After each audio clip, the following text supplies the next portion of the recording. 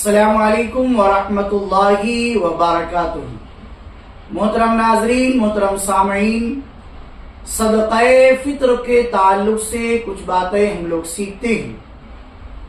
یاد رکھیں، صدقہ فطر اپنے محبوب ترین پسندیدہ مال میں سے ادا کرنا چاہیے۔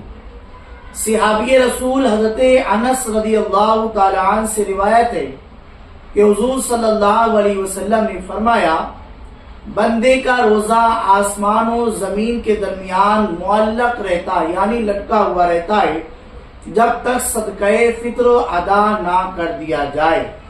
یعنی صدقہ فطر ادا کرنے کی وجہ سے اس کی قبولیت میں اضافہ ہو جاتا ہے اور قبولیت تک پہنچ جاتا ہے۔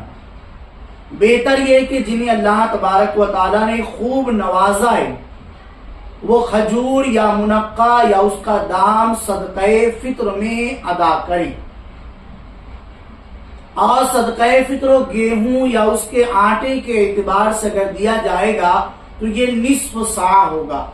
نصف صاع کا جو وزن ہے وہ تقریباً 2 کلو 47 گرام ہے، اور کم سے کم ایک فرد کی طرف سے 100 روپیہ ہوگا، اور جیسا گیہوں استعمال کرتے ہیں اس کے اعتبار سے 2 کلو 47 گرام کتنا پیسہ ہوتا ہے اتنا ایک فرد کا یہ متوسط جو ہے یا ادنا ہے وہ لوگ نکال۔ لیکن اگر مالدار ہے تو وہ جو یا اس کا آٹا، تو یہ 1 صاع ہوگا، یعنی وہ 4 کلو کی طرف چلا جائے گا۔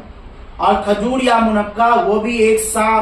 تو جس کو اللہ تبارک و تعالیٰ نے جو حیثیت عطا فرمائی ہے اس حیثیت کے مطابق اسے چاہیے کہ وہ صدقہ فطر ادا کرے۔